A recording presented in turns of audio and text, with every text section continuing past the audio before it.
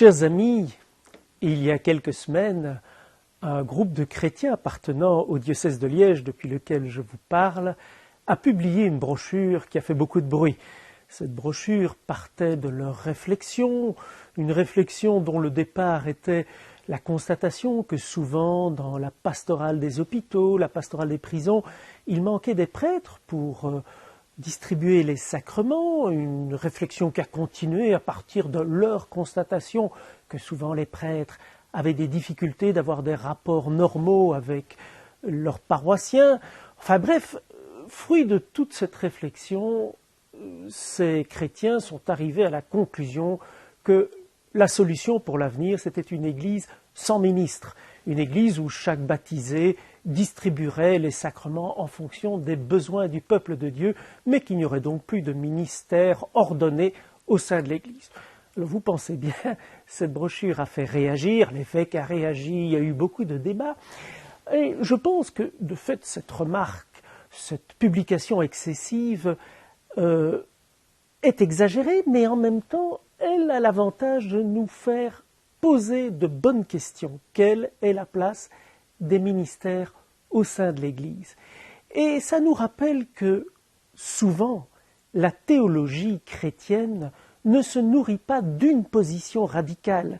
C'est dans la tension entre des positions apparemment irréconciliables que la théologie arrive à être féconde. Est-ce que Jésus-Christ est pleinement homme ou est-ce que Jésus-Christ est pleinement Dieu? Eh bien, il est à la fois pleinement homme et pleinement Dieu. C'est de cette tension et au cœur de cette tension que la théologie sur Jésus-Christ se nourrit. Et bien de même, est-ce que l'Église est l'Église des baptisés ou est-ce qu'elle est l'Église des ministres ordonnés? Des deux.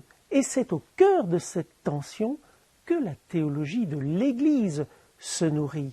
Oui, et le Concile Vatican II l'a rappelé, et les lettres de Paul, les écrits de saint Augustin le rappellent, l'Église est l'Église du peuple de Dieu, de tous les baptisés, peuple de prêtres, peuple de prophètes, peuple de rois, appelés à vivre du Christ et à l'annoncer au monde.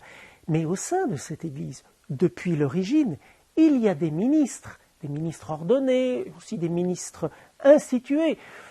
Le ministère autour duquel tout cela tourne est celui de l'évêque qui a la plénitude du sacrement de l'ordre, et puis autour des évêques, ceux qui participent à la célébration de l'Eucharistie, les prêtres, ceux qui sont les porteurs du service officiel de l'Église, les diacres, mais aussi, et notre pape souhaite les remettre à l'honneur, ces ministères institués, lecteurs, acolytes, catéchistes.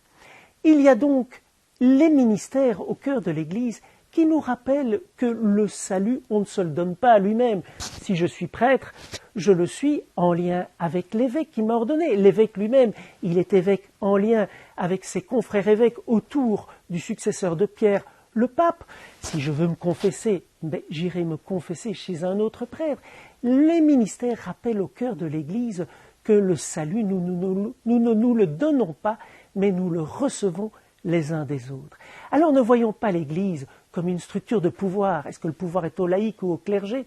L'Église est une structure de service. Les ministères ordonnés, les ministères institués sont au service de tout le peuple de Dieu. Et le peuple de Dieu est au service du monde auquel il doit annoncer l'Évangile. Nous nous approchons de la Semaine Sainte, la Sainte Semaine des chrétiens. Nous allons faire mémoire, nous allons célébrer l'événement central de notre salut. Alors que nous soyons chrétiens baptisés, que nous ayons un ministère ordonné ou institué, comprenons que tous nous sommes au service de ce salut. Christ est ressuscité afin d'annoncer cette bonne nouvelle au monde. Bonne journée à chacun et d'avance, sainte fête de Pâques.